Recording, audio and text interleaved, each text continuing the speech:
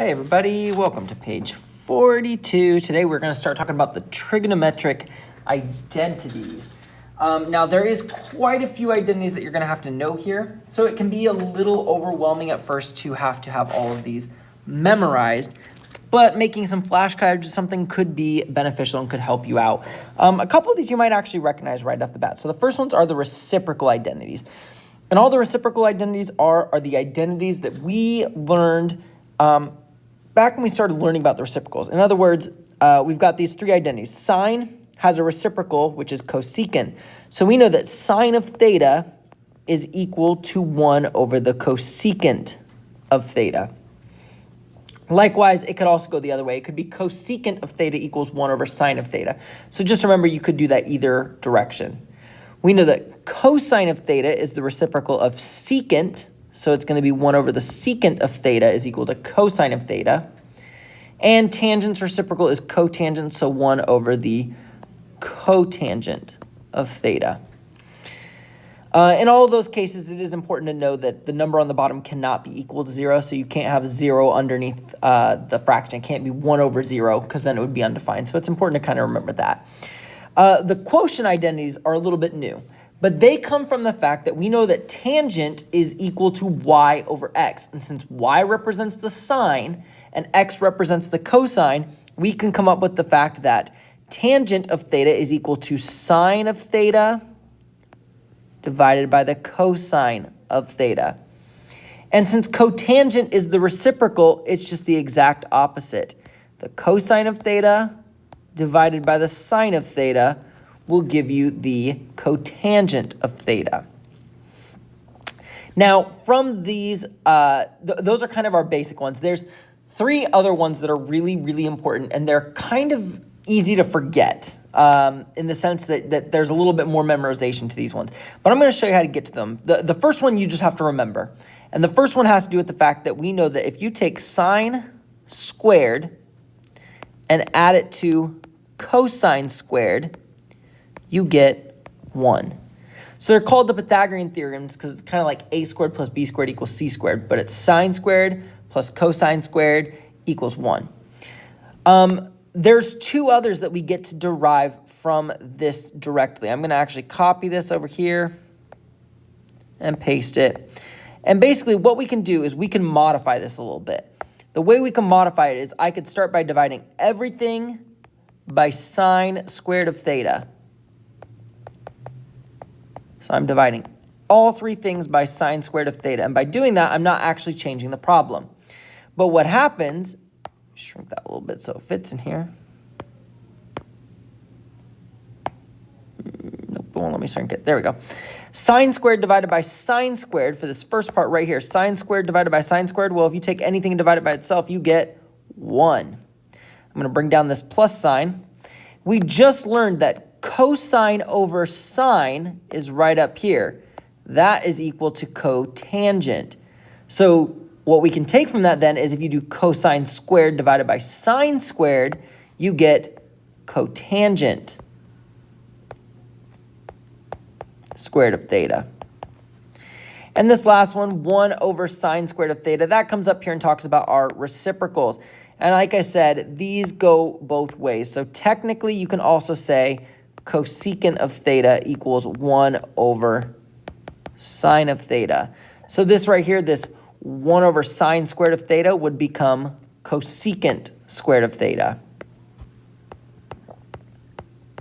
And that is the secondary one. 1 plus the cotangent squared of theta equals the cosecant squared of theta. And there's one other one we can do, and it's very, very, very similar to what we just did to get to that answer. The difference this time is instead of dividing by sine squared, we're going to divide by cosine squared.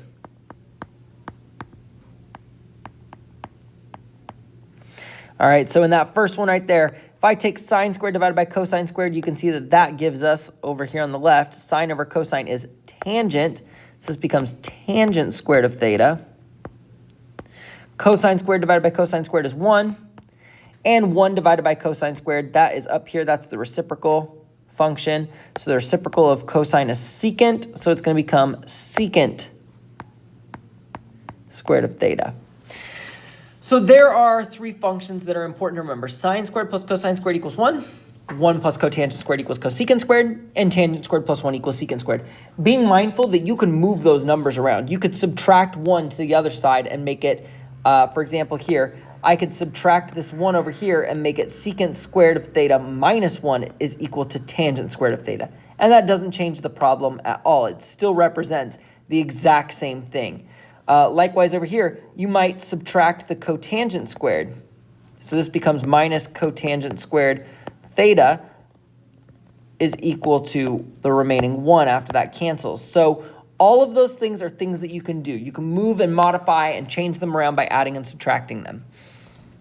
So with that said, let's take a look at our first example. The first example has us applying the quotient and the reciprocal identities to find the function value.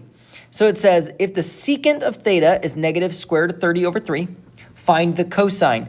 Well, I know that secant of theta is equal to the reciprocal for cosine. So all it's telling me is if I take the reciprocal of this number, that would represent the cosine of theta. So I'm going to do that. I'm going to take the reciprocal, flip that number upside down so it's negative still, but it'll be 3 over the square root of 30. And I'm going to have to rationalize that to get the square root of 30 off the denominator. So I'm going to multiply square root of 30 to the top and to the bottom. And I get 30 on the bottom and 3 square roots of 30 on top. And I can see that right here, this 3 and this 30 are going to simplify with each other. Let me actually highlight them. Those are going to simplify. 3 goes into both of those. So 3 divided by 3 is going to be 1 square root of 30. And 30 divided by 3 is 10. So I get square root of 30 over 10 as the cosine of theta. So let's actually do that. Let me back up before I leave that as the answer. We'll come up here. Cosine of theta equals square root of 30 over 10.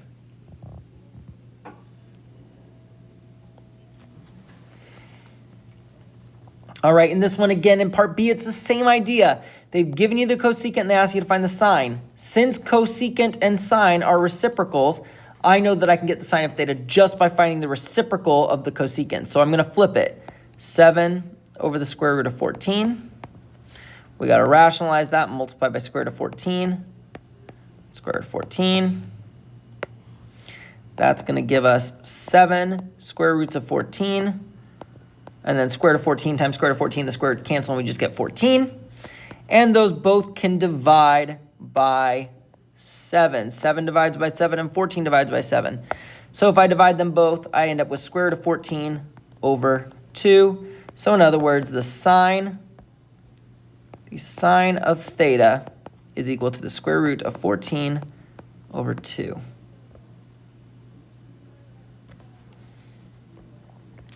All right, in example 2, and that's kind of the final example for today, they ask us to use the quotient identities and the reciprocal identities to find each function value. And this one, they've thrown some tangents in there at us. So this one says the tangent of x is radical 2 over 4, and the cosine of x is negative 2 square root of 2 over 3. Find the sine of x. Well, we know that tangent of theta is equal to sine of theta divided by cosine of theta. And they've given me a couple parts. They told me the tangent and they told me the cosine. So I'm going to plug those two pieces into this problem to see what we end up with. So my tangent of theta becomes square root of 2 over 4. And over here, I have this sine of theta that I don't know on the top. So I'm going to leave that as sine of theta. But on the bottom, in the denominator, I've got negative 2 square roots of 2 over 3.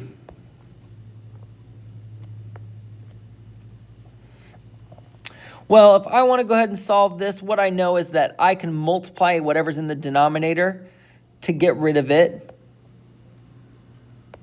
I'm missing the 2 out there, sorry.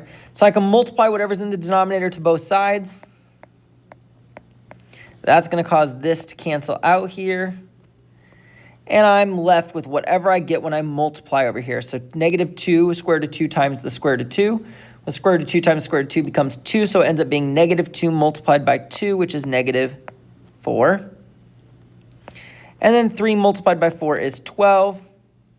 That's going to simplify, both things divided by 4, and I get negative 1 over 3 equaling the sine of theta.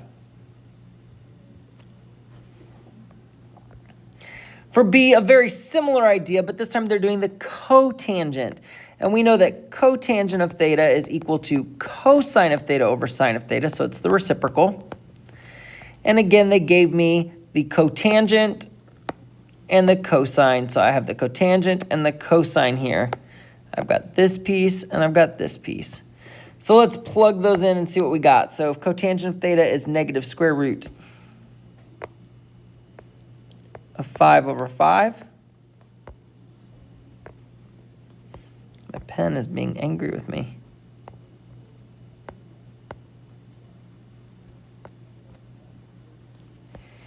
I don't know why I won't write. Let's try this over here. Negative square root of 5 over 5 is equal to the cosine, which is 3 square roots of 5 over 3. And then in the bottom, we're putting our sine, which we're missing. And in this case, all we're going to have to do is we are going to need to multiply to get rid of the fraction again. So we're still going to multiply to get rid of the fraction. That should be always our first step, is that I need this number on the bottom to go away, which means I'm going to have to do a division problem over here. I'm going to have to divide that negative square root of 5 over 5. Or in other words, I'm going to multiply by the reciprocal. Let me erase this. I need this to simplify so that I have the reciprocal by itself, or I have the fraction by itself. So I'm going to multiply this by 5 over the negative square root of 5. I'm sorry that it's acting all weird at the end of the video, though, so I'm not going to re-record it, but my pen, I think, is dying. So this 5 and this 5 and this negative square root of 5, negative square root of 5 cancel, but I need to multiply it over here as well, 5 over square root of 5. And when I multiply that out, we end up with the sine of theta equaling, well, the square root of 5s are going to cancel. 3's are going to cancel, so it looks like I end up just getting 5 as a solution. And that would be our final answer. I know that last one was kind of weird because it kept glitching out on me, but if you have any questions, please come talk to me so I can help you out in solving these. Have a great day. Goodbye.